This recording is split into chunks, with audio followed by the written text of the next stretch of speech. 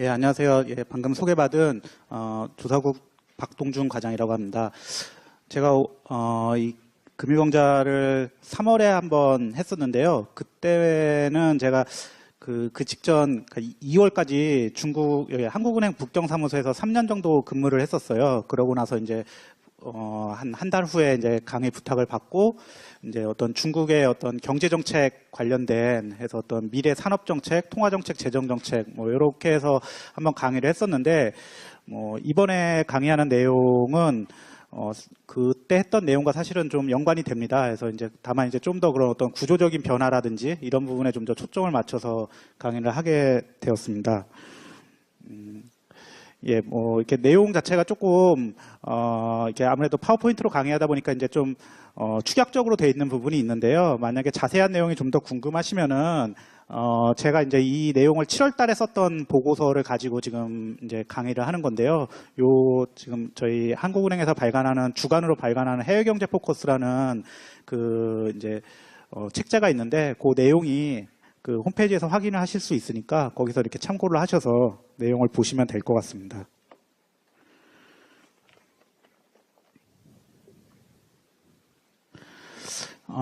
오늘 발표할 차례는 이제 중국 경제의 어떤 새로운 변화 상태를 가리키는 이제 신창타이라는 말인데 이제 신상태라 우리 한국말로 하면 신상태죠. 영어로는 요즘에 이제 뉴노멀이라는 표현을 많이 쓰는데 이제 어떤 과거와는 다른 어떤 정상 상태라는 측면에서 이제 가리키는 말인데 이거가 어떤 의미인지를 간단하게 살펴보고 그 다음에 이제 경제 구조를 크게 세 가지로 나눠서 성장 구조, 산업 구조, 무역 구조 이렇게 세 가지로 나눠서 그 현황 및 전망을 살펴보고요. 마지막으로 사실 저희가 이제 이 중국 경제 구조 변화라는 걸 보는 가장 큰 이유는 이게 한중 간 경제 관계에 굉장히 영향을 많이 미칠 수밖에 없잖아요. 그래서 이제 결국은 우리나라하고 그러면 어떤 식으로 연관이 되느냐 이 부분을 같이 보도록 하겠습니다.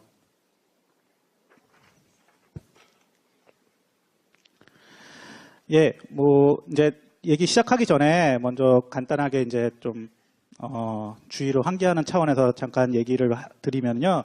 지금 여기 이코노미스트 이게 아마 2, 3주 전 정도의 표지였던 것 같은데요. 다 아시다시피 이제 중국 시진핑 주석 사진입니다. 그리고 이제 내용은 이제 세계에서 가장 힘센 사람, 파워 있는 사람 이런 뜻인데 이제 뉴스 보셔서 아시겠지만 지난달 10월 18일부터 해서 24일까지 이제 중국에서 중국 공산당 전국 대표 대회라고 해서 5년마다 이제 중국의 어떤 공산당의 어떤 지배층, 지배층이라고 하기에는 좀 그런데 이제 지도층을 이제 구성하는 그 행사가 있었습니다. 그래서 이제 그걸 통해서 보시면 아셨겠지만 이제 시진핑의 권력이 좀 더 강화되는 형태로 이제 전환이 됐는데요. 근데 이제 한국 뉴스에서는 사실은 이제 그러면서 이제 그런 측면만, 정치적인 측면만 사실은 좀 부각을 많이 하는 측면이 있는데 경제적인 측면으로 보면은 사실 또 이제 중국 입장에서는 그 다음 이제 시진핑이 다음 있는 5년과 그 다음 5년을 누가 하든 간에 굉장히 중요한 때입니다. 그래서 그 중요한 때라는 걸 이제 중국에서는 이제 그 시진핑이 10월 18일 날 업무 보고라고 해서 이제 중국의 지난 5년과 향후 5년, 10년의 그런 어떤 아젠다를 발표하는 발표를 이제 한 3시간 가량에 걸쳐서 했었는데 그때 이제 나왔던 내용이 이제 중국이 이제 자기네는 2개의 100년의 계획이 있다. 어떻게 보면 스케일이 굉장히 크죠. 100년 단위인데 그 100년이라는 게 뭐냐면은 중국은 이제 사회주의 국가다 보니까 1921년 써 있는 1921년에 중국 공산당이 이제 처음 생겨났습니다. 공산당 당대회 아까 제가 19차 당대회라고 말씀드렸는데 제 1차 당대회가 상하이에서 이제 한 30명 정도가 모여서 이제 처음 시작이 됐거든요.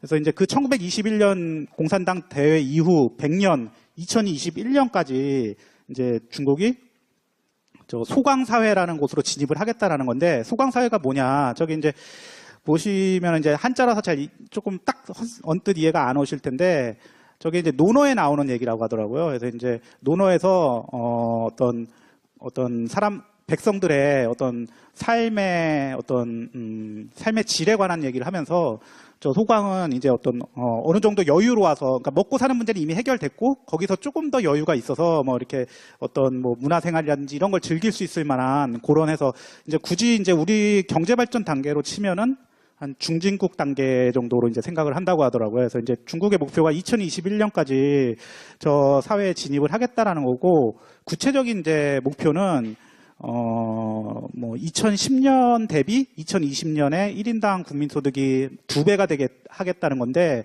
그걸 계산해 보면은 대략 이제 1인당 국민소득이 한 $10,000 정도 수준이 되면은 이제 그게 달성이 되는 것 같아요. 그래서 뭐 이제 그래봐야 사실은 2020년까지, 그러니까 2020년까지 하겠다고 했는데 그래봐야 이제 3년 정도밖에 안 남았거든요. 그래서 그 계산을 해보면은 뭐 연평균 뭐 한 6.23% 요 정도만 성장을 해주면은 가능할 걸로 보고 있습니다. 그래서 뭐 이제 중진국에 제대로 진입을 하는 그런 단계고, 그 다음에 이제 또 하나의 100년은 1949년부터 해서 100년인데, 1949년은 중국 쪽 이제 공식 표현으로 이제 신중국 건설이라고 하는데, 중국이 이제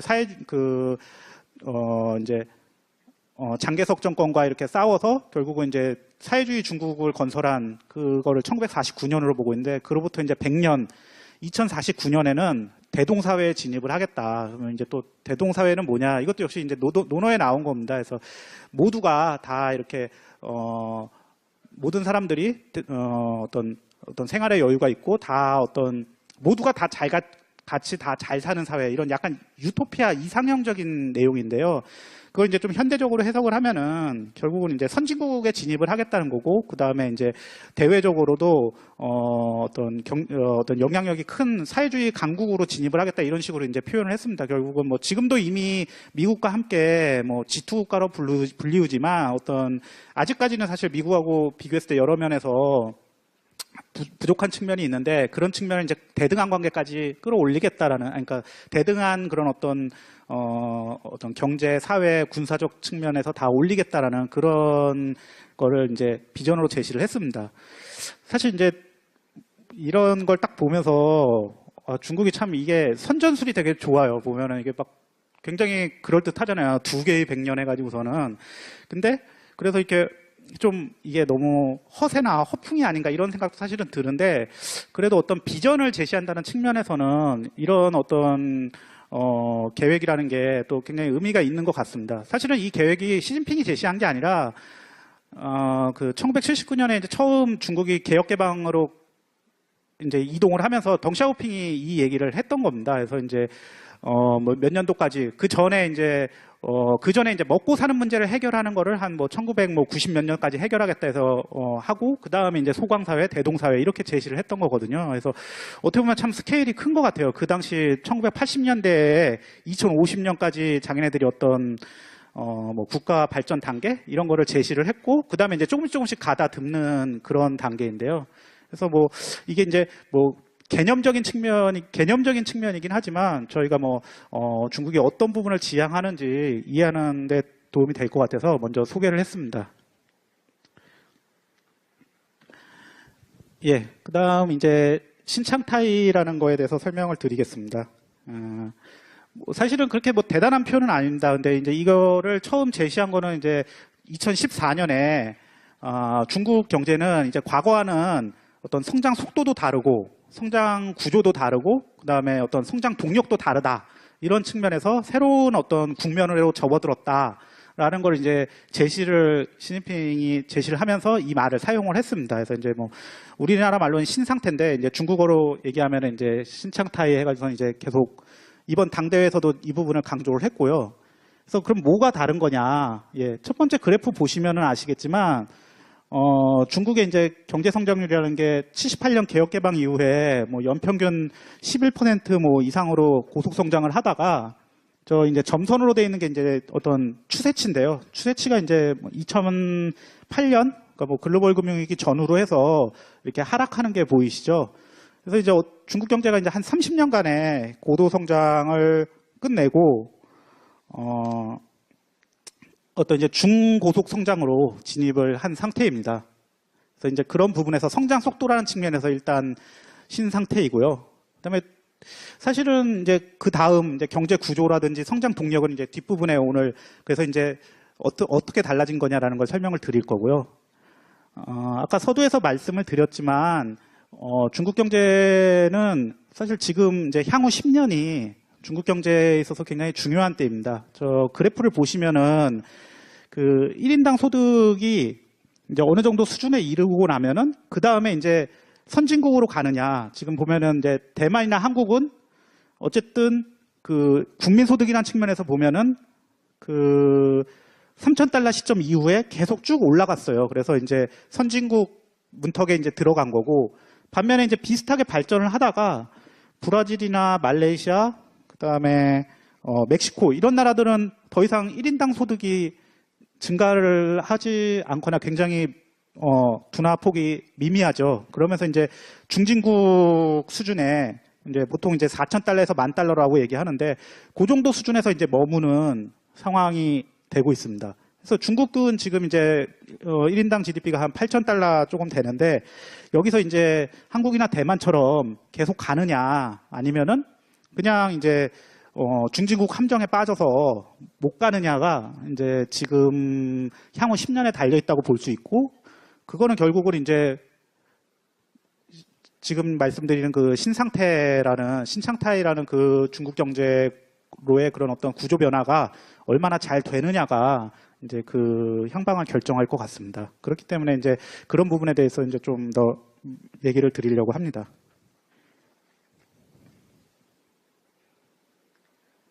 예, 신창타이라는 의미에 대해서는 말씀을 드렸고요. 두 번째 이제 그래서 어떤 그 구조 변화 중에 첫 번째로 어떤 성장 방식이 어떻게 달라졌느냐에 대해서 말씀을 드리겠습니다. 예, 그 중국이 이제 생산이라는 측면에서 보면은 보통 이제 다 아시겠지만 생산의 요소는 노동, 자본, 그 다음에 이제 어떤 기술이나 그 이외에 노동이나 자본으로 설명 못하는 이제 총요소 생산성이라고 하는데요. 그 세 가지를 가지고 이제 그 경제 성장을 설명을 합니다. 근데 중국은 그 동안에는 노동과 자본을 많이 투입을 하는 방식으로 성장을 해왔었습니다. 하지만 이제 그 상황이 과거와는 좀 많이 달라진 것 같습니다. 이제 첫 번째 그래프 보시면은 이제 15세에서 64세 인구, 이제 보통 이걸 생산 가능 인구라고 하잖아요. 생산 가능 인구가 2013년이네요. 13년을 정점으로 해서 이제 점점 정체되다가 앞으로는 감소를 할 걸로 예상이 됩니다. 이거는 사실 제일 큰 이유는 중국이 이제 1980년에 산화 제한 정책을 했어요. 1가구 1자녀 다 아시겠지만 그 당시는 사실은 그 먹고 사는 문제가 어렵다 보니까 인구가 너무 많으면은 이거를 어떤 먹고 사는 문제를 해결할 수 없다라는 것 때문에 이제 강력하게 1가구 1자녀 정책을 폈어요. 그리고 그게 이제 20년, 30년이 지나서는 인구 감소로 나타나는 거죠. 아니, 인구 감소는 아니고 이제 정확히 말하면 생산 가능 인구 감소로 나타나는 거죠. 청년층이 줄어들면서. 최근에 이제 2015년 들어서 이 1가구 1자녀 정책을 폐지를 했습니다. 이제 중국도 이렇게 인구가 줄어드는 문제에 대해서 굉장히 이제 심각하게 생각을 한 거죠. 근데 사실은 조금 때가 늦었다는 평가가 많아요. 뭐 한국도 요즘에 뭐 저출산 문제가 심각하잖아요. 그리고 사실은 정부가 최근 한 30년, 최근 뭐 한 10년에서 20년 사이에 굉장히 많은 예산을 투입을 했지만 뭐 결과적으로 해결을 못 봤어요. 그게 왜 그러냐면은 결국은 아이를 키우는 비용이 너무 많고 뭐 결혼하기도 힘들고 뭐 그런 굉장히 구조적인 문제가 있거든요. 중국도 2015년 들어서 그 제한 정책을 풀었지만 갑자기 사람들이 그 아이를 한 명 더 낳는 그런 식으로는 바뀌지 않는 것 같아요. 왜냐하면은 뭐 저희 비슷하거든요. 뭐 취업이 어렵고 결혼하려면 비용이 많이 들고 주거 비용, 부동산 가격이 비싸고 뭐 등등해서 여건이 되더라도 사람들이 이제 한 자녀를 더 낳을 생각이 그렇게 많지 않은 거죠. 그래서 일단은 근데 정책 효과는 그래도 어느 정도 나타나고 있다고 하더라고요. 뭐 신생아 그런 숫자가 뭐 기대한 만큼은 아니지만 어느 정도 나타나고 있다고 하는데, 예, 어쨌든 그래서 그런 생산 가능 인구가 일단 이렇게 감소세를 보이고 있습니다. 반면에 저 65세 이상 인구를 보시면은 굉장히 꾸준하게 늘고 있죠. 그러니까 중국도 고령화 속도가 일본이 고령화로 유명하잖아요. 근데 한국이 고령화 속도만 보면은 일본보다 좀 더 빠르거든요. 근데 중국은 한국보다 더 빠르다고 하더라고요. 그 속도가. 그러니까 예를 들면은 속도라는 게 이제 뭐 65세 이상 인구가 뭐 30% 이상 되는 비율에 도달하는 시간, 이런 게 더 빠르다고 이제 나오고 있습니다. 그다음에 이제 두 번째 노동력 문제가 저 옆에 있는 농민공이라는 그래프인데요. 그 농민공이라는 건 이제 제가 이제 주석으로 설명을 드렸지만, 쉽게 말해서 중국은 원래 그 도시하고 농촌 간에 호적이 있어서 농촌에 있는 사람이 자유롭게 도시에 가서 일하거나 뭐 생활하는 게 잘 안 돼요. 근데 그런 규제에도 불구하고 이제 농촌을 떠나서 도시에서 일하거나, 아니면은 농촌에 호적을 갖고 있지만 농업이 아니라 농촌에 있는 다른 공장이나 이런 데서 일하는 사람들을 가리켜요. 그러니까 우리나라로 치면 옛날 이제 이농 현상을 가리키는 건데, 중국은 그 이농이 자유롭지가 않은 상태에서 이제 이농이 일어난 거거든요. 그래서 보시면 이제 그 규모가 뭐 2억 명 수준이에요. 2억 명, 3억 명. 그러니까 굉장히 많죠. 그래서 이 사람들이 그 도시에 와서 어떤 되게 저렴한 노동력으로 그걸 공급을 했거든요. 왜냐하면 이 사람들은 어떻게 보면 법적으로는 그 도시에 있어야 되는 사람들이 아니기 때문에 임금 측면에서도 불이익을 받고, 뭐 아니면은 어떤 사회보장제도도 잘 못 받았었거든요. 그래서 어떤 이런 저렴한 노동력으로 이제 중국이 어떤 노동을 통한 노동 투입을 확대해 왔는데, 그 부분도 보시면은 이제 그 증가율만 보시면은 증가율이 이제 많이 둔화가 됐습니다. 그래서 더 이상 이제 농촌에서 끌어올 인구가 그렇게 많지 않은 거죠, 생각만큼. 그래서 이런 두 가지 이유 때문에 노동 투입에 이제 일단 한계가 있는 상황입니다. 두 번째는 이제 아까 말씀드렸던 자본 투입에 관해서 말씀드리겠습니다. 중국 같은 경우에는 이제 그 자본 집약적인 산업이나 뭐 어떤 기술 집약적인 산업이나 굉장히 그런 자본 투입을 많이 하면서 자본 축적을 하면서 이제 성장을 해 왔는데요. 그런 부분이 이제 보면은 저 한계 고정 자본 계수라는 걸로 이제 설명을 드리면은 저기 주석에도 달려 있지만, 결국은 이제 GDP 한 단위를 높이기 위해서 자본을 얼마나 더 투입해야 되느냐의 이제 그런 건데, 결국은 저게 올라간다는 거는 과거보다 이제 어떤 자본을 많이 써도 그 어떤 성장이 예전만큼 이루어지지 않는다는 뜻입니다. 그 이유는 뭐 이제 기본적인 그냥 경제학 원론적인 그런 건데, 결국은 자본 축적이 많이 쌓이면은 그 어떤 효율성이 예전만큼 그렇게 나오질 않는 거죠. 그러니까 자본이 없던 시절에는 기계를 한 대 들여놓으면은 그 효과가 굉장히 크지만, 이제 어느 정도 그 기계화가 달성된 상황에서는 똑같은 돈을 들여서 이렇게 해도 그 어떤 한계 수학 체감의 법칙이라고 하나요? 뭐 그런 것 때문에 이제 한계가 있거든요. 그래서 이제 그런 부분에서 이제 어떤 자본 축적만으로 성장을 하는 데는 한계에 도달한 상황입니다. 그리고 이제 투자라는 거는 사실 재원이 필요하잖아요. 그 재원이라는 게 이제 저축인데, 중국의 저축률, 그러니까 GDP 대비 그 어떤 전체 저축률을 보면은 2009년 이후로 총저축이 GDP에서 차지하는 비중이 이제 둔화되고 있어요. 그래서 그거를 이제 부분별로 나눠서 보면은 특히 이제 가계 저축이 이제 둔화가 되고 있죠. 그래서 이제 중국은 사실은 가계가 저축률이 되게 높았어요. 그 이유가 아까 1가구 1자녀 정책하고 연결이 되는데요. 1가구 1자녀 정책을 하면서 애들이 없으니까 기본적으로 나가야 되는 소비가 줄어들잖아요. 그리고 반면에 이제 노인은 계속 늘어나는데, 노인들은 저축보다는 앞으로 이제 살 날이 많지 않으니까 저축보다는 소비가 많이 하잖아요. 그 전체 소득에서는. 그렇게 하다 보니까 이제 기본적으로 그런 어떤 부양률이 그러니까 그 애들이 적고 노인이 많아지는 환경에서는 저축률이 높아질 수밖에 없거든요. 근데 아까 말씀드렸듯이 그렇게 하면서 이제 저축률이 높아졌는데, 과거하고 다르게 이제 더 이상 그 1가구 1자녀 정책도 폐지가 됐고, 그 다음에 이제 노인층은 제가 말씀을 잘못 드렸네요. 예. 그 노년층 인구가 점점 많아지면서, 노년층은 소비를 더 많이 하는 사람들이잖아요. 제가 조금 말씀을 잘못했네요. 노년층은 소비를 더 많이 하는 사람들인데, 그러다 보니까 이제 저축률이 떨어지는 거죠. 노년층 인구가 많아지니까. 예. 그래서 그런 부분 때문에 이제 가계 저축도 저축률이 떨어지고 있습니다. 그러니까 그러다 보니까 투자 재원이 줄어드니까 그 어떤 투자도 근본적으로 이제 예전보다는 그 어떤 GDP에서 차지하는 비중이 떨어질 수밖에 없는 상황이죠.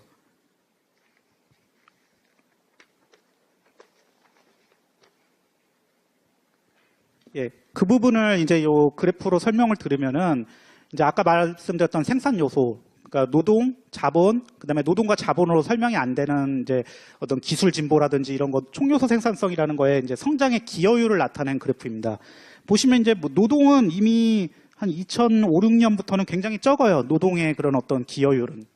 그리고 원래 대다수를 차지했던 자본의 그런 어떤 그 기여도도 점점 떨어지고 있습니다. 반면에 이제 총요소 생산성이라는 게 한 2000년대 이후로 굉장히 많이 늘었었거든요. 저게 늘었던 거는 그러니까 노동과 자본을 어떻게 하면 더 잘 활용을 하느냐, 아니면 기술 진보냐, 뭐 이런 걸로 설명이 되는 건데, 중국이 이제 WTO 가입을 2000년에 하고, 그러면서 이제 어떤 개혁, 더 어떤 무역을 통해서 성장을 한다든지 이런 제도가 바뀌면서 중국 경제가 효율화된 측면이 있거든요. 그래서 그런 효과들로 이제 중국이 2007년, 8년까지는 어떤 그런 생산성이 올라갔어요. 그러니까 노동과 자본을 좀 더 잘 활용하고 기술 진보가 일어나고. 근데 그런 부분의 역할도 2008년, 9년으로 가면서는 점점 약해져요. 그래서 그 총요소 생산성이 차지하는 비율도 뭐 이제 한 30%까지 내려간 겁니다. 그러니까 한마디로 이제 기존의 어떤 노동과 자본을 사용하는 방식을 더 개선한다든지 아니면은 뭐 어떤 국제사회, 국제 어떤 글로벌 그런 경제 질서로 편입된다든지 이런 효과들이 점점 약해지고 있는 거죠. 예. 그리고 이제 어떤 기술 진보도 뭐 과거보다는 많이 일어나지 않고. 그래서 이제 어떻게 보면은 노동, 자본, 그 다음에 총료 생산성 다 이 세 가지 요소가 과거보다 점점 그 기여도가 줄어들면서 결과적으로 이제 성장률이 둔화되고 있는 거죠. 이거 세 가지를 다 합하면 그냥 성장률이 나오는 거거든요. 그 막대 그래프 세 가지를 이제 합하면은. 그런데 이제 노동과 자본을 계속 늘릴 수는 없잖아요. 노동은 아까 말씀드렸던 대로 그런 어떤 고령화라든지 그다음에 도시화가 이제 어느 정도 이뤄진 측면 때문에 더 이상 늘리기 어렵고, 그다음에 자본은 더 이상 그 효율성이라든지 아니면은 그 투자에 필요한 그 재원이 더 이상 예전처럼 늘릴 수 없는 상황이고, 그러면 이제 결국은 성장을 유지하기 위한 방법은 저 총요소 생산성이라는 걸 다시 끌어올리는 수밖에 없습니다. 그래서 이제 중국 정부가 그 정책에 중점을 두고 있는 거는 바로 생산성을 향상시키겠다라는 그거에 이제 중점을 두고 있습니다. 그래서 이제 혁신이라는 걸 굉장히 강조를 하고 있고요. 그래서 이제 대표적인 정책들을 소개를 드렸습니다. 그래서 뭐 과학 기술을 발전시킨다든지, 그다음에 인재, 저거는 이제 휴먼 캐피탈이라고 하죠. 인적 자본을 늘리는 거죠. 그다음에 이제 대표적으로 이제 새로운 산업들, 신산업, 그다음에 신성장 산업 이런 것들을 육성하는 건데, 뭐 얘기 들어보셨을 겁니다. 중국 제조 2025라는 거는 2025년까지 중국 제조업의 어떤 기술 수준이나 부가가치를 선진국인 독일, 일본, 미국 수준으로 끌어올리겠다는 거거든요. 예, 근데 저기 보면은 한국은 목표가 아니라, 한국은 2020년까지 한국은 이미 따라잡는 걸로 목표를 삼았고, 그 다음 목표가 이제 독일, 일본, 미국이더라고요. 그 다음에 이제 인터넷 플러스라는 거는 기존에 이제 발전돼 있는 인터넷을 다른 산업들, 뭐 제조업과 연관을 시키든 금융과 연관을 시키든 이렇게 결합을 통해서 그 산업 자체를 과거와는 다른 방식으로 이제 바꾸겠다는 거거든요. 예. 그 다음에 이제 신흥전략 사업에서 5개의 신흥전략 사업, 뭐 바이오, 환경, 뭐 그 다음에 뭐 몇 가지 우주 산업, 뭐 이런 몇 가지를 정해서 이제 집중적으로 육성을 하겠다라는 그런 목표들입니다.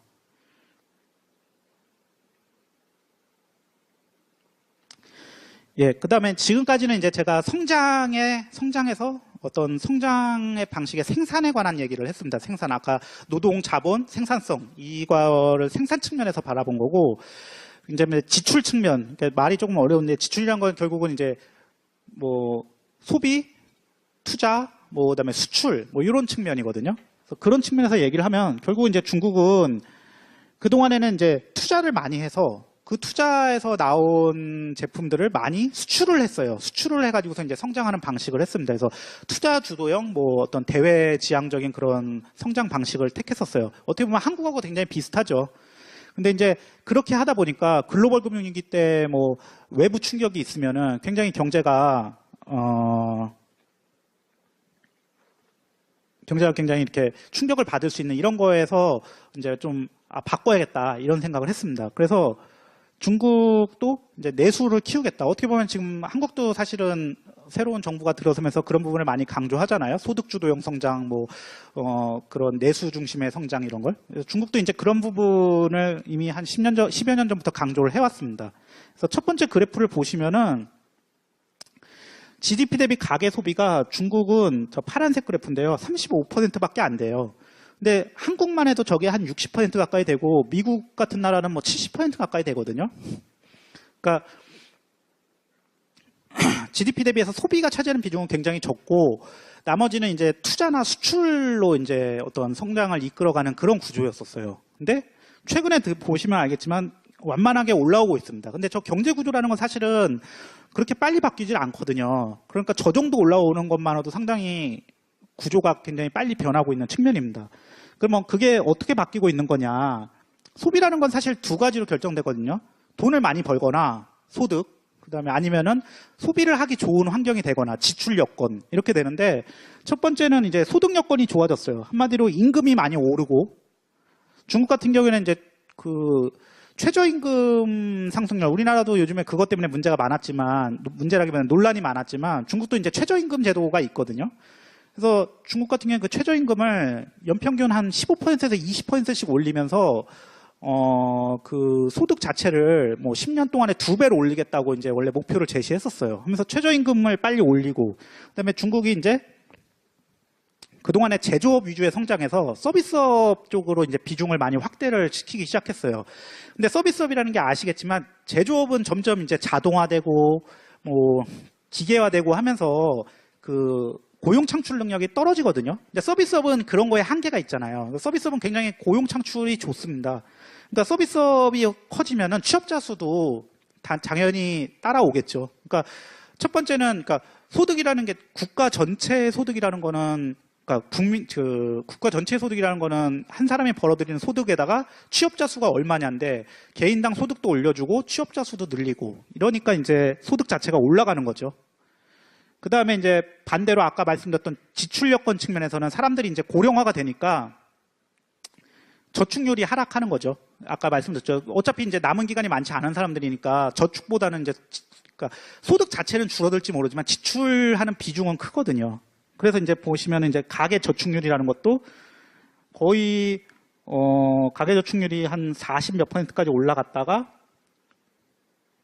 최근에는 이제 떨어지고 있죠. 저런 부분 이제 고령화로 인한 가계 저축률 둔화 저런 영향을 미치면서 이제 소비가 GDP에서 차지하는 비중이 늘어나고 저 말은 뭐냐면은 그 매년 소비 증가율이 GDP 증가율보다 앞선다는 얘기입니다. 이제 반면에 투자는 이제 뭐 그런 어떤 GDP 비중이나 성장 기여도가 아까 제가 저기서 보여드렸지만 그 전 그래프에서 보여드렸지만 조금씩 하락을 하고 있습니다. 근데 이제 저희가 이제 소비 얘기를 하다 보니까 결국은 저런 소비 어떤 GDP에서 차지하는 비중이라든지 이런 건 좀 이제 매크로한 얘기고 소비 시장, 중국의 소비 시장 자체만으로도 굉장히 그런 어떤 소비 시장의 구조적인 변화가 많이 나타나고 있어요. 그래서 그 부분에 대해서 조금 말씀을 드리겠습니다. 저기 이제 중국 소비 품목 1인당 변화를 나타낸 건데요. 뭐 보시다시피 식품이라든지 뭐 의류, 기본적인 의류 이런 것들은 이제 비중이 계속 줄어들고 있어요. 반면에 이제 반필수재, 그러니까 반드시 있어야 되는 건 아니지만 그렇다고 꼭 선택해서 사지 않는 뭐 의류라든지 그다음에 뭐 의약품이라든지 그다음에 기본적인 가정용품, 주거 뭐 가전제품, 냉장고 뭐 이런 것들, TV 이런 것들은 그냥 비중이 비슷비슷합니다. 약간씩 늘고 있죠. 근데 이제 반면에 많이 늘어나는 거는 선택적 소비재라고 하는 것들인데요. 뭐 교육, 문화, 레저, 뭐 통신, 뭐 이런 것들이거든요. 그다음에 저 교통에는 이제 자동차 이런 것도 들어가는 겁니다. 그래서 소비 형태가 과거보다 이제 어떤 고도화되고 있는 거죠. 예. 그래서 꼭 어떤 소비 자체가 뭐 고급화된다고 할 수 있는 그런 건데요. 일단 그런 게 나타나고 있고. 그 다음에 이제 어떤 주력 소비층이라든지 소비 방식도 좀 달라지고 있습니다. 그 부분은 이제 뒷부분에 설명을 드리겠습니다.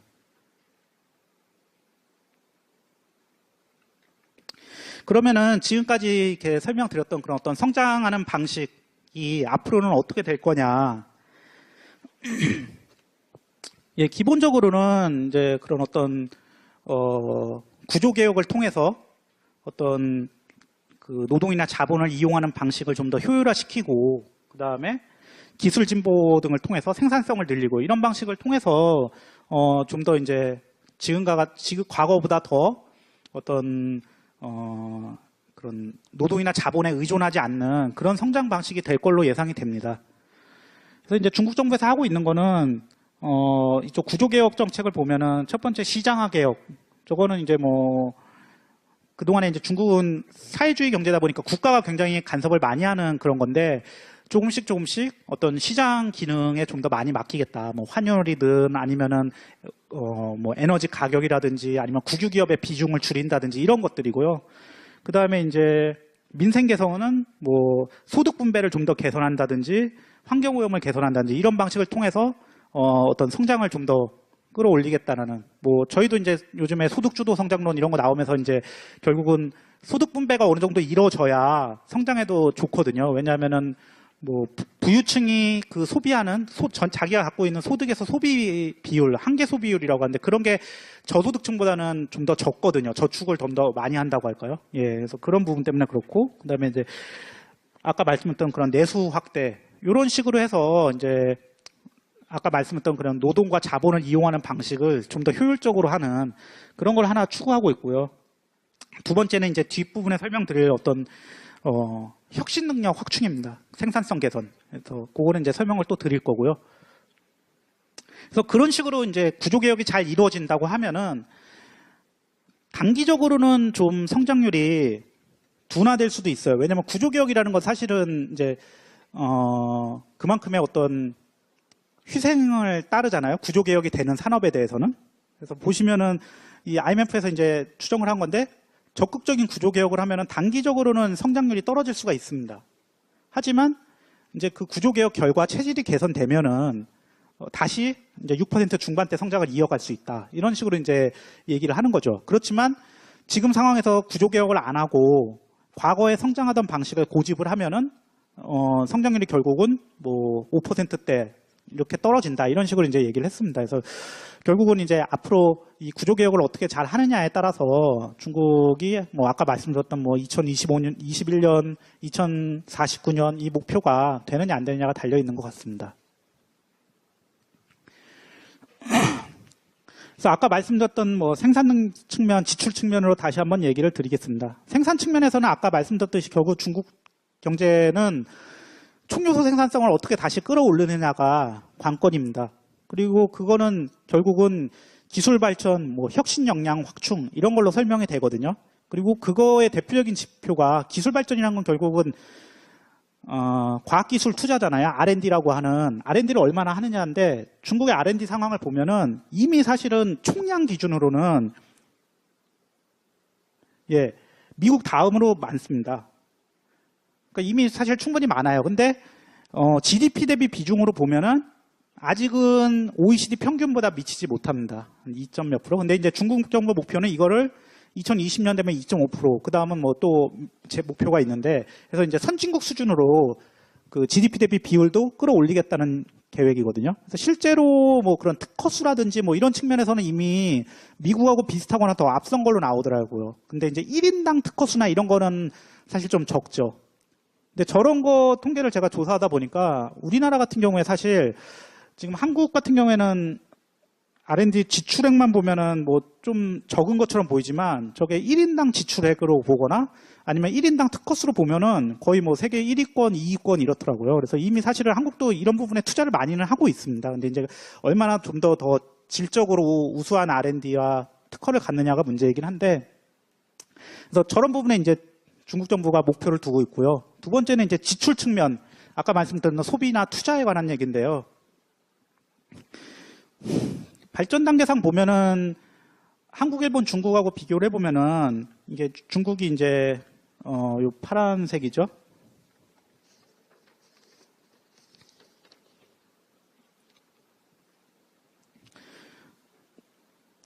보면은 우리나라하고 일본하고 같은 소득 수준일 때하고 비교해 보면 중국은 소비 비중이 너무 적습니다. 아까 제가 처음에 말씀드렸죠. 중국은 소비 비중이 한 35% 된다고. 근데 우리나라가 중국의 소득이었을 때, 일본이 중국의 소득이었을 때, 그러니까 $10,000 정도. 그러니까 이제 저 $10,000는 뭐 이제 그동안에 이제 물가 차이가 있으니까 그걸 반영해서 이제 본 건데, 같은 소득 수준을 봤을 때도 일본이나 한국은 저게 한 50몇 % 정도 됐었거든요. 그러니까 너무 차이가 많이 나는 거예요. 그래서 중국 정부도 이제 저걸 끌어올리겠다고 했고, 실제로 앞으로는 그런 제가 말씀드렸던 그런 여러 가지 구조들, 소비 여건이 개선되고 소득 자체가 늘어나고 이런 걸로 인해서 소비가 더 빨리 늘어날 것 같습니다. 그러니까 선진국의 사례를 봤을 때 저 정도까지는 빠르게 올라가지 않을까 싶습니다.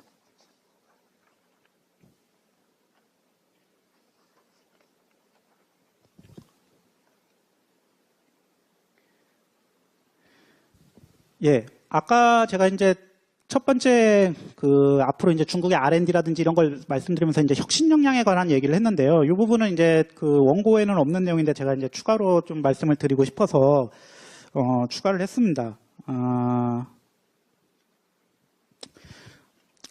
중국이 최근에 이제 가장 강조하고 있는 것 중에 하나가 창업입니다. 창업. 그래서 2014년에 이제 리커창 총리가 제시를 창업해서 이제 창업을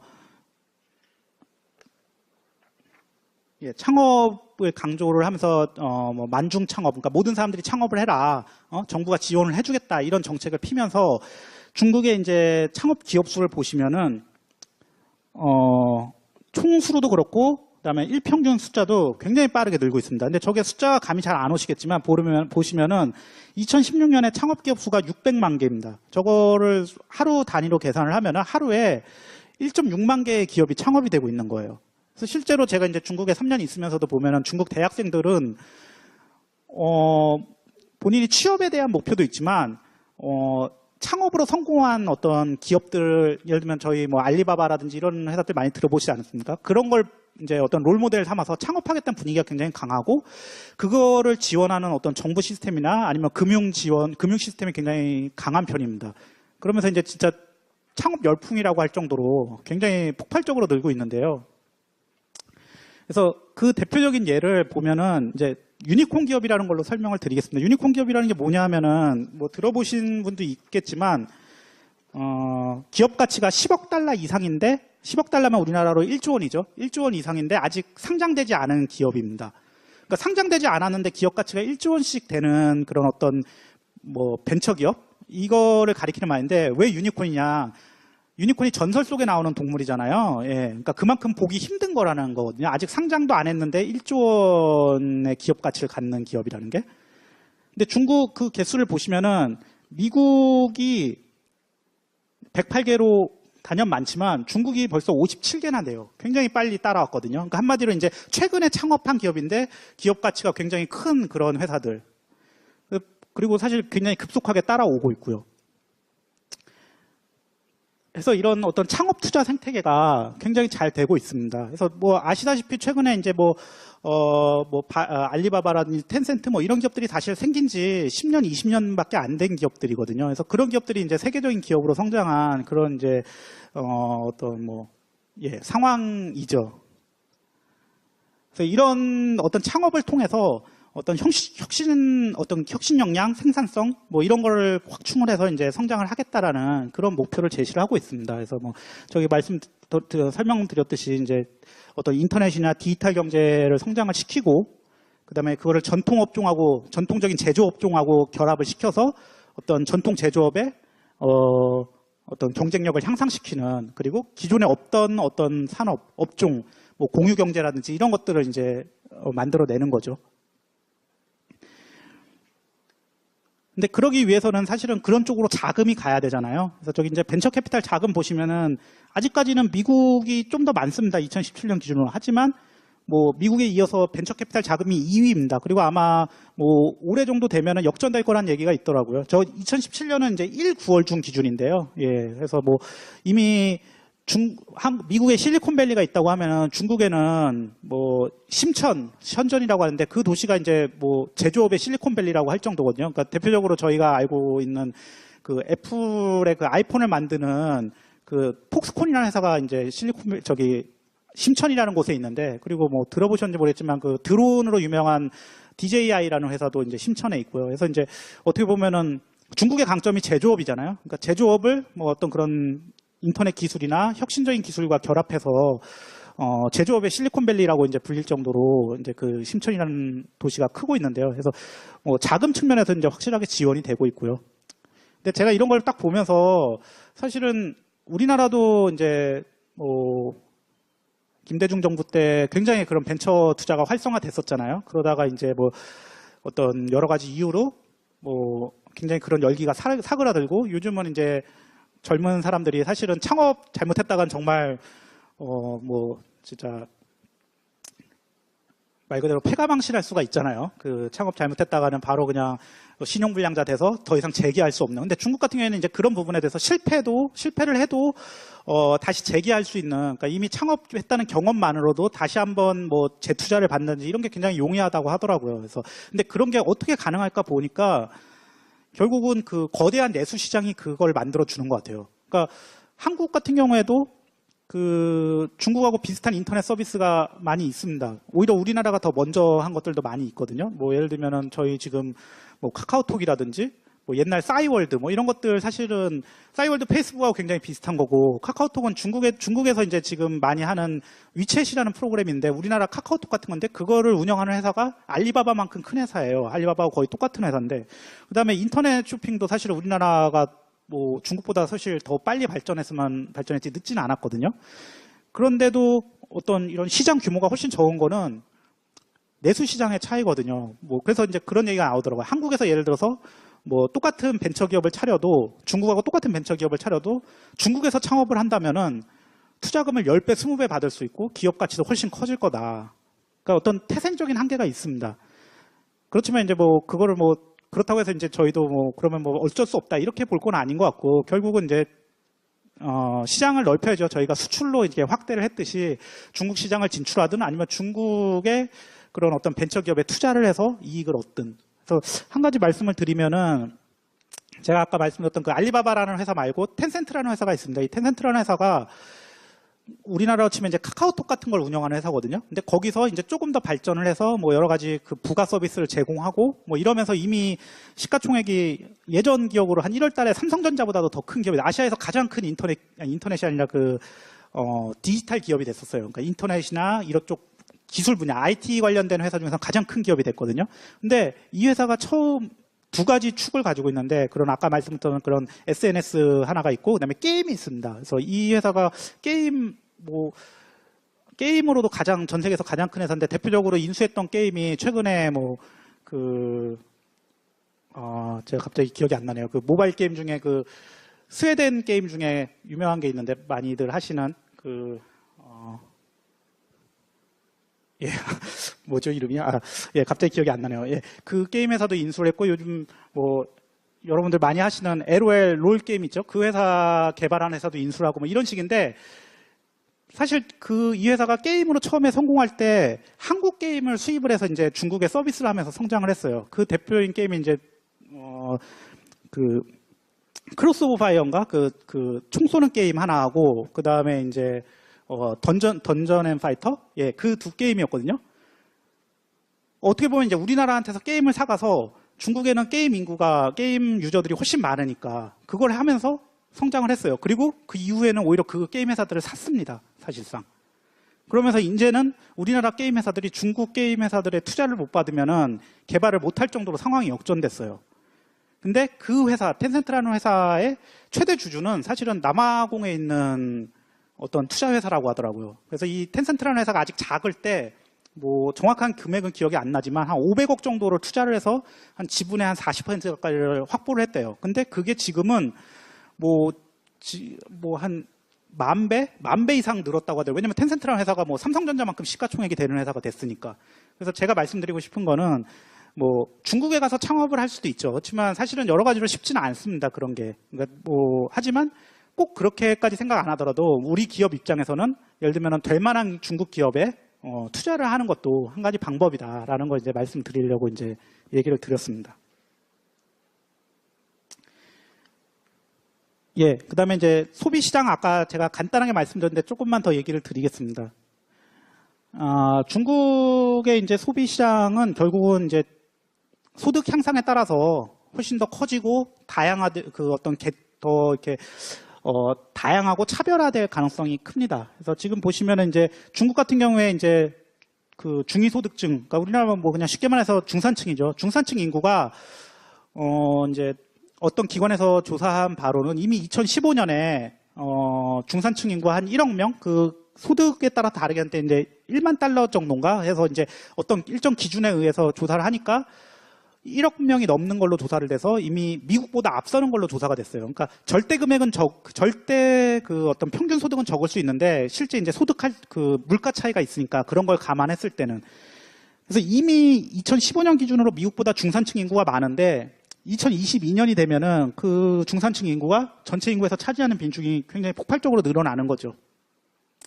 그렇게 되면은 결국은 이제 소비하는 품목도 아까 제가 보여드렸던 것처럼 그런 좀 더 고급 소비 쪽으로 이동을 할 가능성이 크죠. 그 다음에 이제 두 번째로 말씀드리고 싶은 거는 이제 소비 시장 자체가, 그런 어떤 소비 주체도 이렇게 중산층으로 바뀌고 있지만 소비 방식이 굉장히 그런 온라인 소비라든지 아니면은 뭐 공유 경제 뭐 이런 식으로 굉장히 이제 소비 채널이 되게 다양하게 바뀌고 있어요. 그래서 보시면은 이제 온라인 판매 비중, 뭐 저희는 한국도 굉장히 높잖아요. 근데 중국도 이미 저 비중이 한 18% 넘습니다. 저거는 한국은 조사해 보니까 한국도 19% 이 정도 되더라고요. 근데 한국과 중국 같은 경우에 저렇게 빨리 늘어날 수 있었던 데는 제일 큰 게 이제 모바일 결제가 편한 부분이 되게 강했던 것 같아요. 그래서 뭐 계속 아까 제가 말씀드렸지만 그 알리바바라는 회사하고 텐센트라는 두 회사가 한국 같은 경우는 사실 이제 그동안에 신용카드로 결제하는 게 워낙 편하니까 이제 모바일 결제가 이제 조금 늘어나고 있잖아요. 근데 중국은 이제 신용카드 자체가 별로 없던 상황에서 바로 이제 모바일 결제로 넘어간 상황입니다. 그래서 가보시면은 뭐 중국 가서 보면 예를 들면은 그 노점상에서도 QR 코드가 있어서 그 QR 코드에 휴대폰 대면은 뭐 저희 이제 네이버페이나 무슨 뭐 페이콕이나 이런 것처럼 바로 결제가 돼요. 근데 그거를 안 받는 상점이 거의 없을 정도입니다. 그러다 보니까 그거를 기반으로 해서 뭐 공유 자전거라든지 뭐 여러 가지 그냥 뭐 배달 서비스라든지 택시 저희 이제 뭐 카카오 택시 같은 거 결제도 그걸로 그냥 결제하고 현금이나 카드 안 쓰고 이런 식으로 하면서 이제 관련 산업들이 이제 성장하는 그런 구조입니다. 그래서 이제 모바일 결제 규모 보시면은 뭐 지금 굉장히 뭐 1년에 뭐 5배, 6배씩 늘어나거든요. 그러니까 정말로 그 기사도 보셨겠지만 중국에서 지갑 없는 사회라는 얘기가 뭐 1, 2년 전부터 나오는데 정말 지갑이 필요 없을 정도예요. 보면은 뭐 그 모바일 결제가 안 되는 곳이 없으니까. 그리고 모바일로 송금 다 하고 우리나라도 이제 최근에 이제 되고 있는데 한국 같은 경우는 그게 어려웠던 게 이제 모바일 결제하는 업체가 나왔을 때 이제 기존의 지불 결제 시스템상 이제 규제를 받으면서 진출하는데 한계가 있는 거예요. 기존의 신용카드라든지 뭐 등등 다른 업체들이 있으면서. 그래서 얘네들 모바일 결제가 어느 기관의 규제를 받아야 되느냐 뭐 등등 해가지고 그러다 보니까 이제 시장을 확대하는데 한계가 있었거든요. 그러니까 어떻게 보면은 그런 면에서는 더 유연하지 못한 거죠. 예. 근데 중국 같은 경우에 일단은 시장이 커질 때까지는 조금 놔뒀다가 그 다음에 이제 규제를 들어가더라고요. 그래서 최근에 이제 중국도 그 모바일 결제하는 데를 두 군데 아까 말씀드렸던 가장 그 큰 두 회사가 모바일 결제 정보는 중국 인민은행을 통해서 그 결제 정보가 이렇게 들어가도록 법률화했습니다. 그러니까 이제 그런 부분에서 좀 차이가 있는 것 같습니다. 제가 이렇게 쭉 내용을 다음 거 강의할 걸 내용을 보다 보니까 질문 받는 것까지 감안하면 한 30분 안에 이제 나머지 세 파트를 해야 되는데 앞에서 시간을 너무 많이 쓴 것 같아요. 근데 보니까 앞에서 얘기했던 부분하고 겹치는 부분이 많으니까 예, 그래프나 표 위주로 간단하게 설명을 하겠습니다.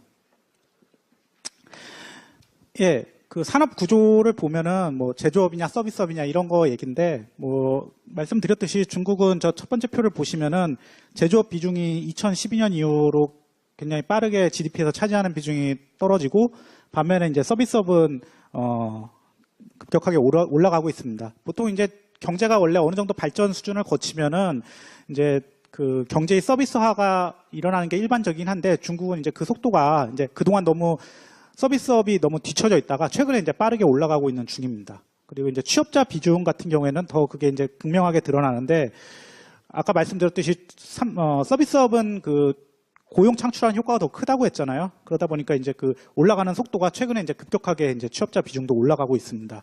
뭐 그런 이제 외형적인 측면을 얘기를 드렸고요. 이제 외형적인 측면 말고 이제 질적인 측면에서 어떻게 다르냐, 어떻게 지금 바뀌고 있느냐 말씀을 드리겠습니다. 먼저 이제 기술 수준을 보면은 그 수출하는 제품을 보니까 그 중고 기술, 그러니까 중고 기술이라는 게 예, 고기술과 중간 기술의 사이겠죠. 예, 그 부분의 비중이 그러니까 저기 그래프상으로는 저 회색 그래프가 되겠네요. 요 부분인데요. 이게 이제 2000년대 대비 빨리 오르고 있습니다. 한마디로 예전에 뭐 그런 섬유라든지 뭐 그런 저기술들 만들던 거에서 이미 중국은 뭐 아시겠지만 뭐 아이폰 이런 거 다 중국에서 만들잖아요. 조립 같은 거는. 그러니까 전자정보통신 IT 쪽을 기반으로 해서 굉장히 빨리 상승하고 있는데 이거는 사실 한국도 비슷한 그런 걸 거쳐왔잖아요. 예를 들면은 한국도 예전에 섬유나 신발 이런 거 만들다가 이제 TV나 가전 이런 쪽으로 옮겨다가 이제 반도체나 뭐 휴대폰 이런 쪽으로 옮겨갔듯이 근데 이제 그런 어떤 산업의 이전이라는 측면에서 보면 비슷합니다. 그래서 이제 보면은 저기 나와 있듯이 기술 사이클이 짧고 그다음에 장비를 사오면은 이제 그 장비를 가지고 이제 생산할 수 있는 그러니까 뭐 한마디로 이제 설비만 잘 해놓으면은 이렇게 생산을 할 수 있는 그런 산업들이죠. 뭐 장비바를 받는 거죠 결국은. 그다음에 이제 모듈화라는 건 이렇게 부품화해서 이렇게 만들면은 그러니까 다른 데서 이제 핵심 부품만 사와서 조립만 하면은 금방 수출할 수 있는.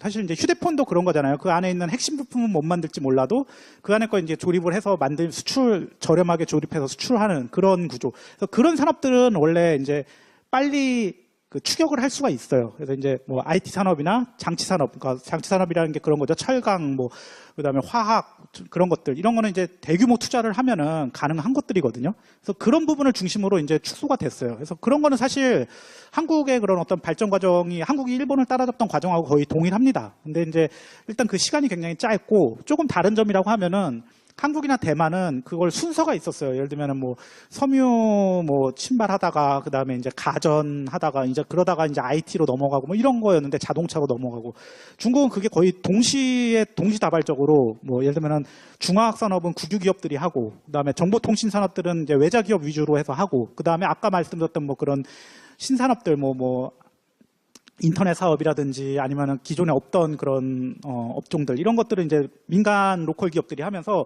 굉장히 그게 어떤 뭐 이렇게 계단식으로 가는 게 아니라 뭐 동시다발적으로 일어나는 게 좀 특징이라고 할 수 있습니다. 그래서 그런 부분 말씀을 드렸고요. 뭐 저 한중간 기술 격차도 보시면 IT 부분이 가장 작습니다. 그래서 뭐 사실상 이제 요즘 나오는 얘기로 보면 반도체 빼고는 중국하고 기술력 격차가 없다고 보거든요.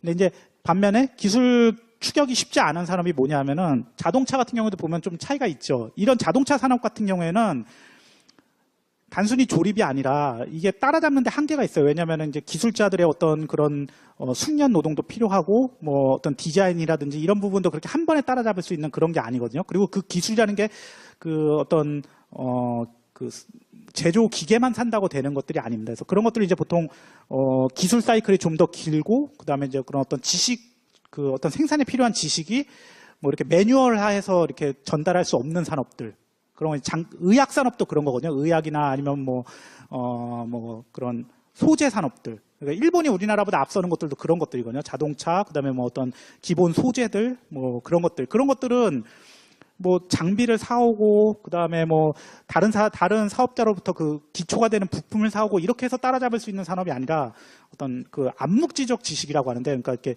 그 매뉴얼화 할 수 없는 그런 지식들이거든요. 그래서 그런 쪽은 따라잡기가 좀 어려워요. 우리 한국을 따라잡기가 어렵고 한국도 마찬가지로 그렇고 해서 이제 결국 이제 그런 부분을 얼마나 육성하느냐가 이제 우리나라가 중국으로부터 이렇게 격차를 벌리고 뭐 선진국을 따라잡는 길일 것 같은데, 예, 일단은 그렇습니다. 그래서 이제 보통 기술 격차는 저런 기술 사이클이 짧을수록 역전할 기회가 생기거든요. 뭐 휴대폰 시장도 그렇잖아요. 한국이 노키아를 따라잡은 것도 스마트폰으로 바뀌는 그런 기술 사이클이 짧은 순간에 대응을 어떻게 했느냐에 따라서 달라진 거거든요. 근데 이제 아까 말씀드렸던 뭐 의학이나 소재나 이런 거는 기술 사이클이 그렇게 짧지 않고 굉장히 길어요. 이게 바뀌는 그런 게. 그래서 그런 거는 따라잡기가 되게 기회가 없는 거죠. 보통 이제 그걸 기회의 창이라고 하는데, 그래서 그런 부분에서 좀 차이가 있는 것 같습니다. 그다음에 이제 생산 품목도 이제 뭐 고기술, 고부가가치 제품, 뭐 그다음에 핵심 부품 소재 등으로 좀 다각화하고 있습니다. 그래서 내용은 쭉 보시면은 뭐 아시는 그런 것들이고요.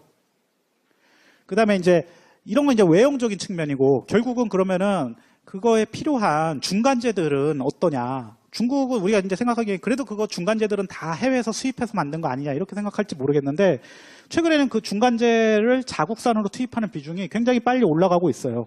근데 여기 보시면 조금 이상한 게 그래도 설마 중국이 자국산 그 중간재 비율이 그 일본이나 한국보다 기본적으로 높잖아요. 그 레벨 자체가. 이거는 이제 중국 같은 경우에는 이제 내수용 소비재하고 내수용 제품과 수출용 제품을 좀 투입하는 게 다르다고 하더라고요. 내수용 제품은 아무래도 이제 그 기존까지는 그러니까 아무래도 저가 제품이다 보니까 그냥 자국산 부품이나 이런 걸 많이 쓴 거고 그러다 보니까 이제 그 자국산 투입 비중 자체 절대적인 수준은 올라간 건데 그거하고 상관없이 이제 수출품이나 이런 거에 있어서도 한국이나 일본에서 수입하던 거를 자국산으로 대체를 하면서 전반적으로 올라가고 있습니다. 수입 대체가 빠르게 진행이 되고 있는 상황입니다. 그다음에 이제 최종 소비재 측면에서도 소비재라는 거 크게 두 가지로 나눌 수 있거든요. 그냥 정말 소비재가 아니라 최종재. 최종재는 소비재하고 그다음에 기업들이 투자할 때 쓰는 자본재. 이 두 가지가 있는데 소비재도 그렇고 그다음에 투자에 필요한 그 자본재도 자국산으로 많이 대체를 하고 있는 과정입니다. 그래서 이제 뭐 어떻게 보면 질적인 측면에서도 고도화가 빨리 이루어지고 있습니다. 그래서 전망을 얘기 드리면은 뭐 앞에서 말씀드렸던 것과 연관됩니다. 결국은 이제 자본 집약적 산업 같은 경우에는 이제 기존의 어떤 국유기업 간의 M&A를 통해서 이제 경쟁력을 강화하려고 하는데 뭐 예를 들면은 철강, 화학 이런 것들은 이제 덩치를 키우는 거죠. 그래서 지금 굉장히 M&A를 하면서 뭐 자국 내에서 그 국유기업 숫자를 원래 한 몇 년 전까지만 해도 한 150개 되던 거를 지금 올해 안에 100개까지 낮추겠다고 했거든요. 그래서 뭐 그런 식으로 해서 이제 덩치를 키우고 그 다음에 뭐 전략적으로 꼭 필요한 산업들, 뭐 반도체라든지 에너지, 철강, 반도체, 에너지, 뭐 식량 이런 것들도 이제 M&A를 해서 그 덩치를 키우고 있습니다.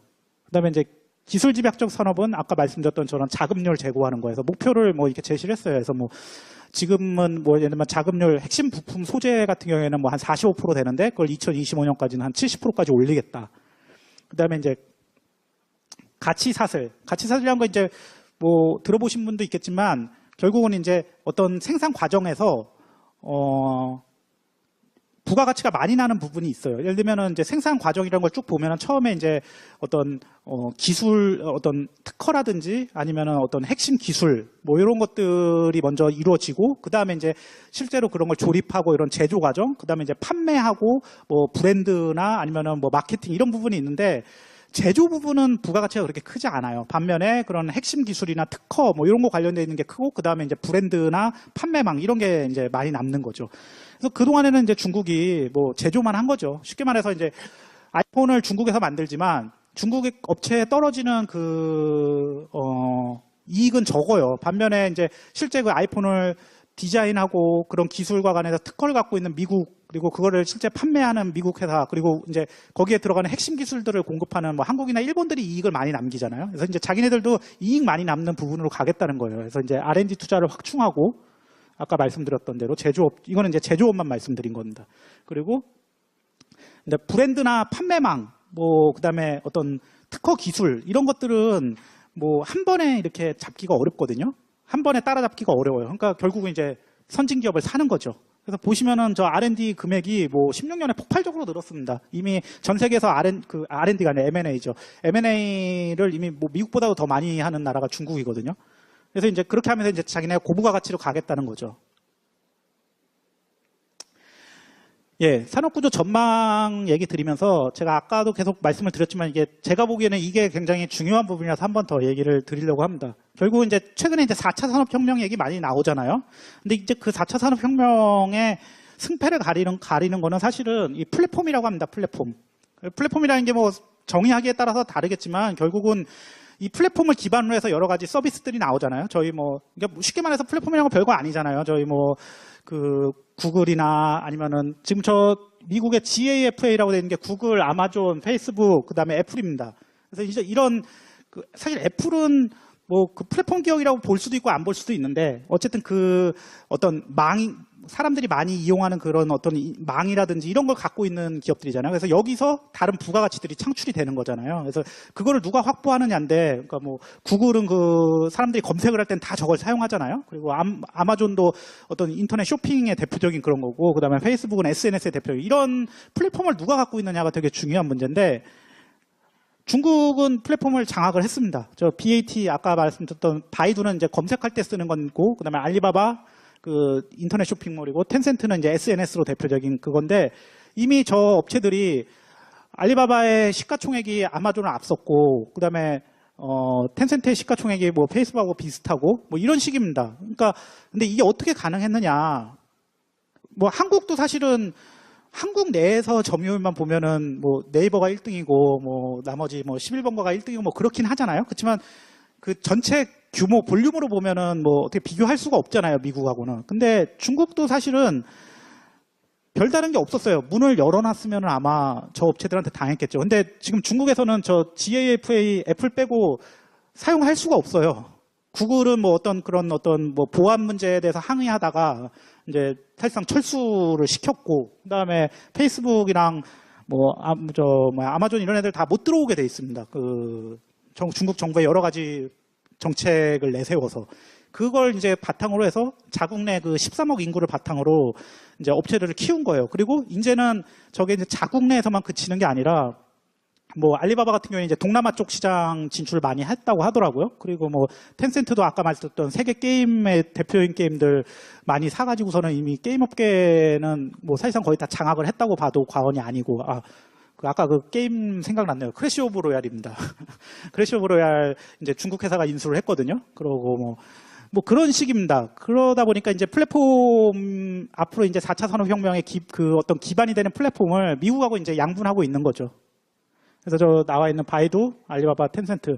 근데 어떤 부분에서는 오히려 미국 기업들보다 더 혁신적인 모습을 보여주고 있어요. 최근에는 예를 들면은 그 아마존이 이제 사람 무인 점포를 많이 낸다고 하더라고요, 오프라인 상에. 근데 사실 이미 알리바바는 그거를 운영을 하고 있습니다. 그래서 이제 사람이 없는 점포인데 그런 어떤 뭐 재고 관리라든지 물품 관리, 그다음에 뭐 이런 거를 다 그 뭐 여러 가지 CCTV나 이런 걸 설치해놔서 확보를 한 다음에 자동으로 이제 그 빅데이터를 모아서 뭐 그 재고 관리하는 곳에 넘기고, 그러면 이제 물건이 자동으로 채워지는 거예요, 와서.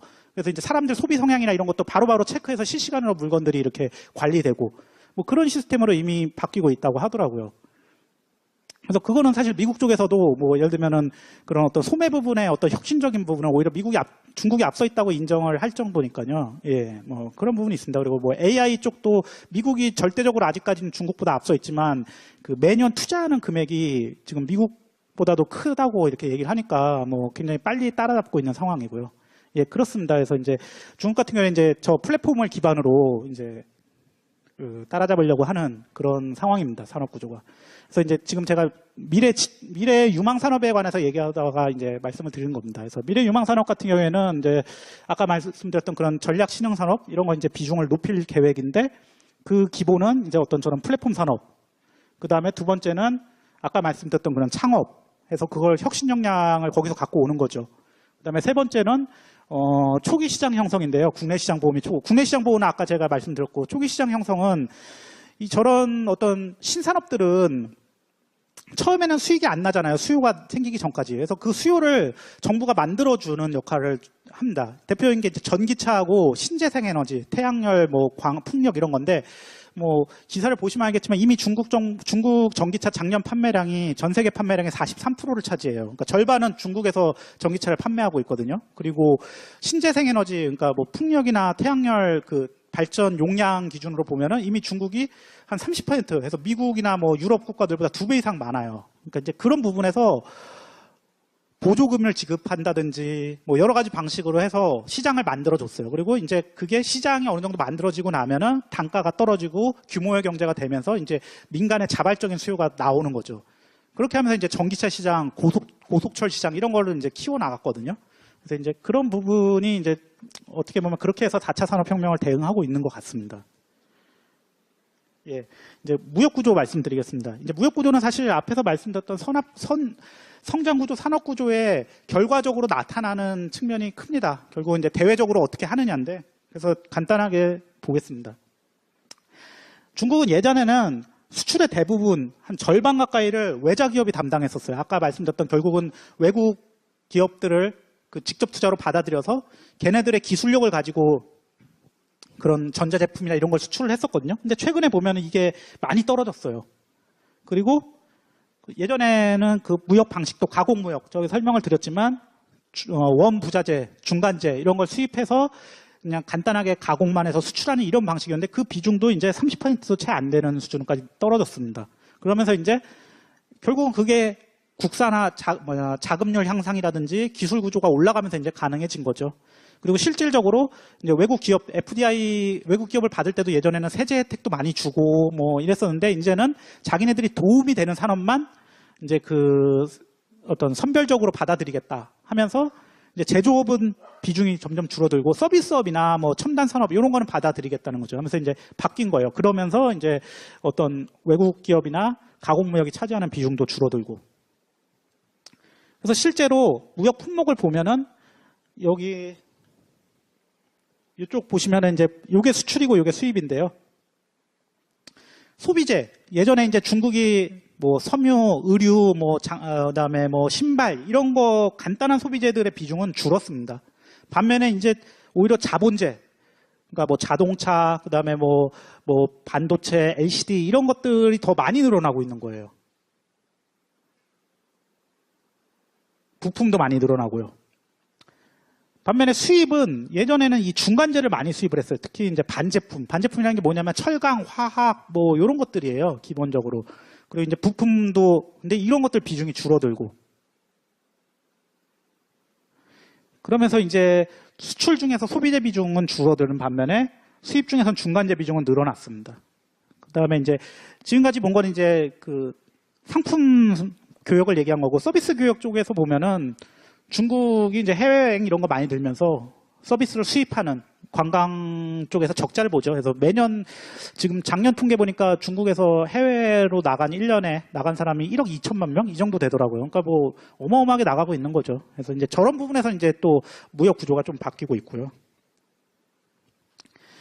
이제 전망을 말씀드리겠습니다. 전망은 뭐 사실 지금의 추세가 계속 갈 것 같습니다. 다만 이제 내수 중심으로 바뀌면서 소비재 수입은 많이 늘어날 것 같습니다. 소비재 쪽의 수입은. 그래서 여기 지금 그래프에 보시면은 중국의 총 수입에서 소비재 수입이 차지하는 비중이나 아니면은 세계 전체 소비재 수입에서 차지하는 비중이 많이 늘고 있습니다. 그러니까 한마디로 뭐 이제 중국이 소비를 많이 하면서 자기네 자국 내 소비에서도 늘고 전 세계에서 수입하는 것도 늘고 뭐 그런 상황이고요.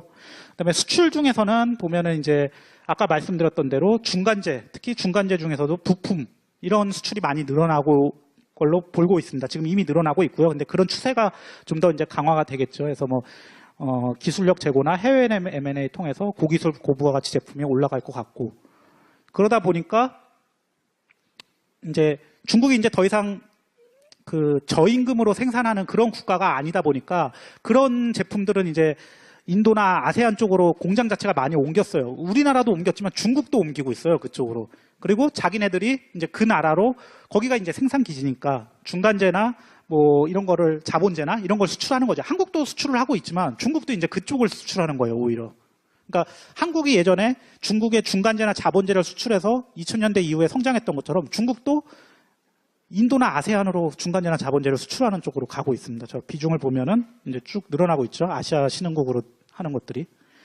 그래서 결국은 이제 한국하고 중간재 시장에서 경쟁을 하게 되는 거죠. 저쪽 뭐 아세안이나 인도 시장에서. 그다음에 이제 투자, 아까 FDI 측면에서는 이제 필요한 부분만 받아들이는 거죠. 그래서 이제 소비 관련된 거라든지 신산업 이런 쪽에서는 근데 외국인들이 보기엔 여전히 매력적인 시장이에요. 왜냐하면은 신산업들 일종의 그런 어떤 테스트베드로서의 너무 좋거든요. 근데 테스트베드뿐만 아니라 시장 자체가 크니까 뭐 이제 그 신산업 분야에서의 중국 시장을 보고 들어오는 거죠. 외국 기업들이. 그리고 소비 시장이나 이런 걸 보고. 그러니까 예전에는 단순히 생산 기지로서만 보고 들어왔다고 하면은 이제 오히려 중국을 R&D 기지나 아니면은 소비를 위한 그런 걸로 보고 이제 들어오고 있습니다. 그래서 그런 게 더 이제 진행이 될 것 같고요. 그렇게 해서 이제 한중 경제관계 설명을 드리겠습니다. 일단 뭐 경쟁이 심화되고 있죠. 저 첫 번째 보시면은 IT 품목에서 보면은 중국 점유율만 보면 한국을 앞서고 있습니다. 당연히 그 양적인 측면에서. 그래서 한국은 거의 정체되어 있는데 중국은 계속 늘고 있죠. 그리고 이제 BIT 품목, 뭐 철강, 뭐 화학, 자동차, 선박 이런 쪽에서도 한국도 올랐습니다. 조금 오르긴 했지만 중국이 좀 더 빨리 오르고 있고요. 그다음에 우리나라가 1위를 차지하고 있는 품목 수가 있는데, 그러니까 전 세계 1위 품목 수만 보면 중국이 단연 1등인데 우리나라가 뭐 예를 들면 1위 차지하고 있는 품목이 뭐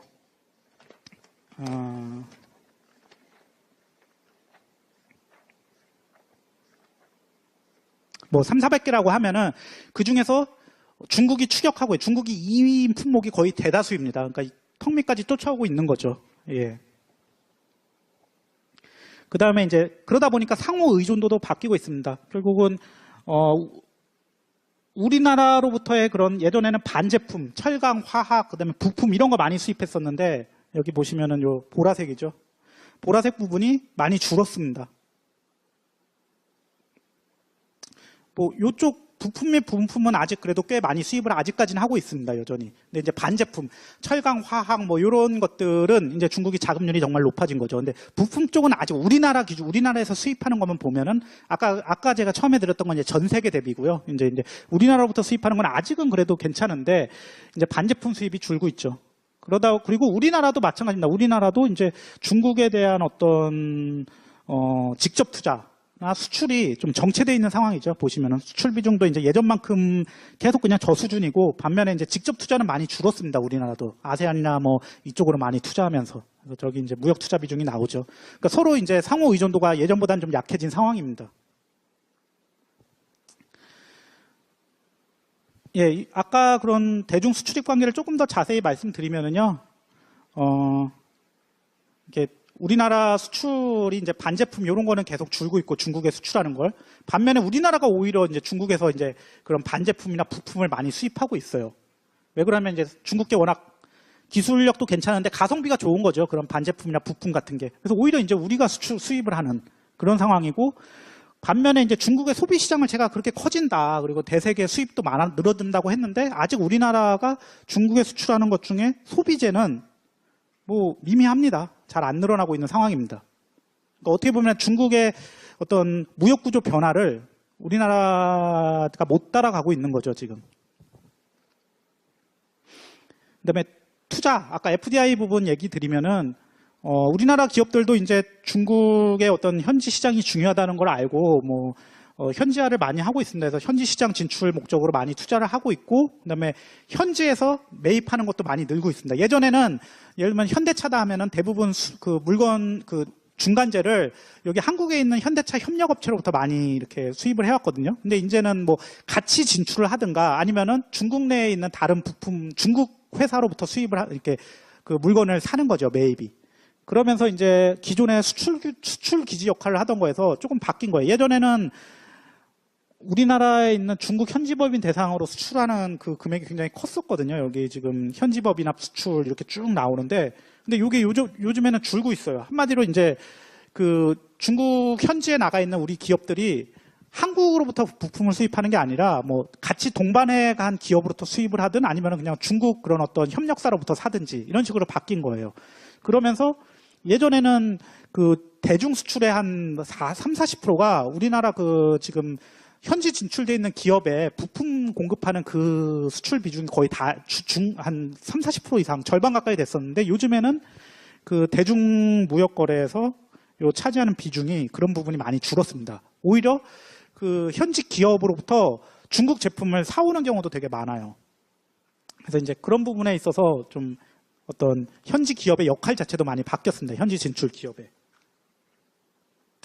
그래서 그러면 이제 이런 구조 변화에 대해서 어떻게 해야겠느냐. 사실은 뭐 이 부분은 너무 원론적인 얘기라서 이게 누구나 다 아는 얘기지만 이렇게 가기가 쉽지 않거든요. 그래서 뭐 결국은 우리가 이제 중국보다 좀 더 우위에 있는 부분에 있어서 뭐 기존 경쟁력을 강화하고 대신 최근에 이제 글로벌 생산 기지로 뜨고 있는 다른 곳에 어떤 중간재 수출이라든지 이런 부분을 좀 더 개척을 해야 된다는 거고, 그 다음에 이제 중국 시장 자체를 포기할 게 아니라 중국 시장이 이제 소비의 시장이 커지니까 그쪽에 좀 더 투입을 한다든지, 그리고 중국이 이제 내수를 커지니까 내수용 중간재 이제 우리가 더 진출을 한다든지, 뭐 그런 것들이고요. 그다음에 이제 중국의 아까 말씀드렸던 신산업 창업 생태계에 우리가 이제 좀 더 참여를 해서 그 기회를 활용하는, 뭐 예를 들면 중국이 이제 신재생 에너지라든지 전기차를 확대하니까 우리는 전기차 배터리를 그럼 진출을 한다든지, 아니면은 뭐 풍력 발전의 그 터빈이라고 하잖아요. 그런 걸 더 수출한다든지, 태양광 그 모듈을 수출한다든지, 뭐 이런 식으로 이제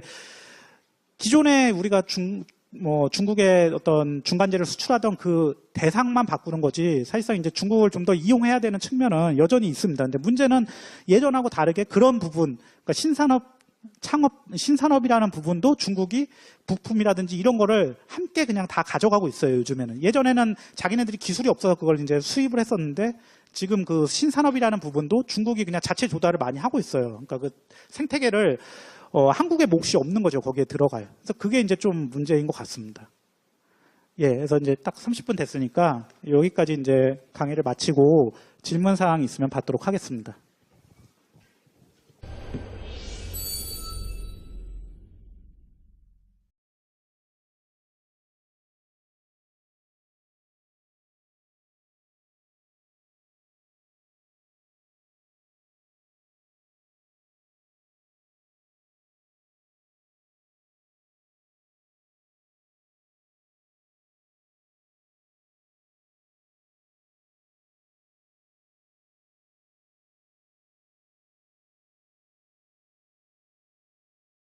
얘기 시작하기 전에 먼저 간단하게 이제 좀 주의를 환기하는 차원에서 잠깐 얘기를 드리면요. 지금 여기 이코노미스트 이게 아마 2, 3주 전 정도의 표지였던 것 같은데요. 다 아시다시피 이제 중국 시진핑 주석 사진입니다. 그리고 이제 내용은 이제 세계에서 가장 뭐 힘센 사람, 파워 있는 사람 이런 뜻인데, 이제 뭐 뉴스 보셔서 아시겠지만 지난달 10월 18일부터 해서 24일까지 이제 중국에서 중국 공산당 전국 대표 대회라고 해서 5년마다 이제 중국의 어떤 공산당의 어떤 지배층, 뭐 지배층이라고 하기에는 좀 그런데 이제 지도층을 이제 구성하는 그 행사가 있었습니다. 그래서 이제 그걸 통해서 뭐 보시면 아셨겠지만 이제 시진핑의 권력이 좀 더 강화되는 형태로 이제 전환이 됐는데요. 근데 이제 한국 뉴스에서는 사실은 이제 그러면서 이제 그런 측면만, 정치적인 측면만 사실은 좀 부각을 많이 하는 측면이 있는데, 경제적인 측면으로 보면은 사실 또 이제 중국 입장에서는 그 다음 이제 시진핑이 다음 있는 5년과 그 다음 5년을 누가 하든 간에 굉장히 중요한 때입니다. 그래서 그 중요한 때라는 걸 이제 중국에서는 이제 그 시진핑이 10월 18일 날 업무 보고라고 해서 이제 중국의 지난 5년과 향후 뭐 5년, 10년의 그런 어떤 아젠다를 발표하는 그 발표를 이제 한 3시간 가량에 걸쳐서 했었는데, 그때 이제 나왔던 내용이 이제 중국이 이제 자기네는 2개의 100년의 계획이 있다. 어떻게 보면 스케일이 굉장히 크죠. 100년 단위인데, 그 100년이라는 게 뭐냐면은 중국은 이제 사회주의 국가다 보니까 1921년, 저 써 있는 1921년에 중국 공산당이 이제 처음 생겨났습니다. 공산당 당대회, 아까 제가 19차 당대회라고 말씀드렸는데, 제 1차 당대회가 상하이에서 이제 한 30명 정도가 모여서 이제 처음 시작이 됐거든요. 그래서 이제 그 1921년 공산당 대회 이후 100년, 2021년까지 이제 중국이 소강사회라는 곳으로 진입을 하겠다라는 건데, 소강사회가 뭐냐? 저기 이제 보시면 이제 한자라서 잘 조금 딱 언뜻 이해가 안 오실 텐데, 저게 이제 논어에 나오는 얘기라고 하더라고요. 그래서 이제 논어에서 어떤 사람, 백성들의 어떤 삶의 어떤 속도라는 측면에서 일단 신상태이고요. 그다음에 사실은 이제 그 다음 이제 경제 구조라든지 성장 동력은 이제 뒷부분에 오늘 그래서 이제 어떻게 달라진 거냐라는 걸 설명을 드릴 거고요. 아까 서두에서 말씀을 드렸지만 중국 경제는 사실 지금 이제 향후 10년이 중국 경제에 있어서 굉장히 중요한 때입니다. 저 그래프를 보시면은 그 1인당 소득이 이제 어느 정도 수준에 이르고 나면은 그 다음에 이제 선진국으로 가느냐. 지금 보면은 이제 대만이나 한국은 어쨌든 그 국민소득이라는 측면에서 보면은 그 3,000달러 시점 이후에 계속 쭉 올라갔어요. 그래서 이제 선진국 문턱에 이제 들어간 거고, 반면에 이제 비슷하게 발전을 하다가 브라질이나 말레이시아, 그다음에 멕시코 이런 나라들은 더 이상 1인당 소득이 증가를 하지 않거나 굉장히 둔화폭이 미미하죠. 그러면서 이제 중진국 수준의 이제 보통 이제 4,000달러에서 10,000달러라고 얘기하는데 그 정도 수준에서 이제 머무는 상황이 되고 있습니다. 그래서 중국은 지금 이제 1인당 GDP가 한 8,000달러 조금 되는데 여기서 이제 한국이나 대만처럼 계속 가느냐 아니면은 그냥 이제 중진국 함정에 빠져서 못 가느냐가 이제 지금 향후 10년에 달려 있다고 볼 수 있고 그거는 결국은 이제 지금 말씀드리는 그 신창타이라는 그 중국 경제로의 그런 어떤 구조 변화가 얼마나 잘 되느냐가 이제 그 향방을 결정할 것 같습니다. 그렇기 때문에 이제 그런 부분에 대해서 이제 좀 더 얘기를 드리려고 합니다.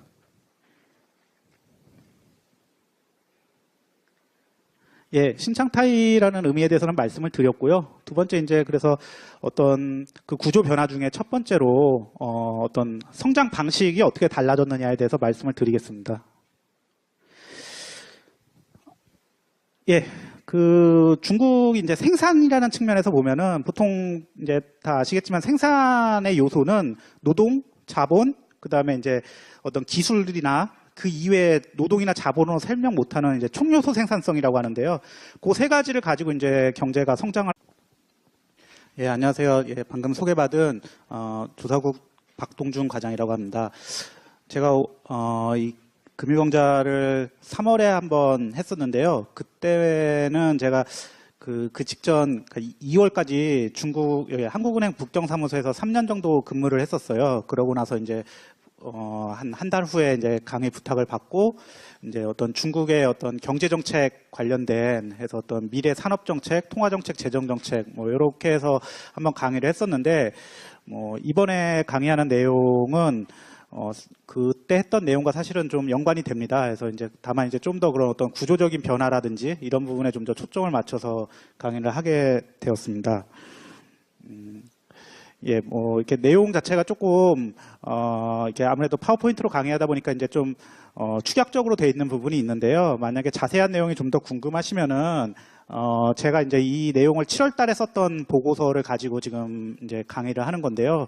요 지금 저희 한국은행에서 발간하는 주간으로 발간하는 해외경제 포커스라는 그 이제 책자가 있는데 그 내용이 그 홈페이지에서 확인을 하실 수 있으니까 거기서 이렇게 참고를 하셔서 내용을 보시면 될 것 같습니다.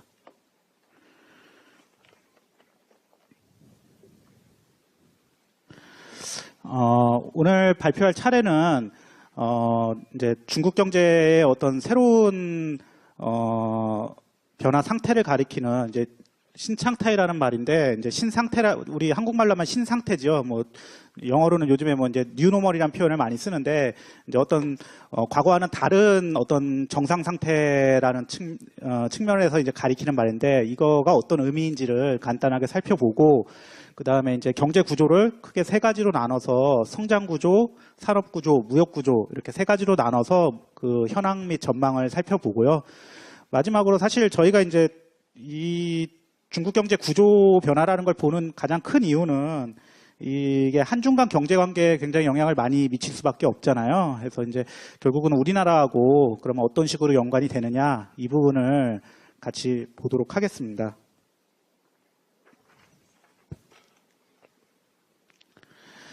예, 뭐 이제 삶의 질에 관한 얘기를 하면서 저 소광은 이제 어떤 어느 정도 여유로 와서 그러니까 먹고 사는 문제는 이미 해결됐고 거기서 조금 더 여유가 있어서 뭐 이렇게 어떤 뭐 문화생활이라든지 이런 걸 즐길 수 있을 만한 그런 해서 이제 굳이 이제 우리 경제 발전 단계로 치면은 한 중진국 단계 정도로 이제 생각을 한다고 하더라고요. 그래서 이제 중국의 목표가 2021년까지 저 사회에 진입을 하겠다라는 거고 구체적인 이제 목표는 뭐 2010년 대비 2020년에 1인당 국민소득이 2배가 되게 하겠다는 건데 그걸 계산해 보면은 대략 이제 1인당 국민소득이 한 $10,000 정도 수준이 되면은 이제 그게 달성이 되는 것 같아요. 그래서 뭐 이제 그래봐야 사실은 2020년까지 그러니까 2020년까지 하겠다고 했는데 그래봐야 이제 3년 정도밖에 안 남았거든요. 그래서 그 계산을 해보면은 뭐 연평균 뭐 한 6.23%이 정도만 성장을 해주면은 가능할 걸로 보고 있습니다. 그래서 뭐 이제 중진국에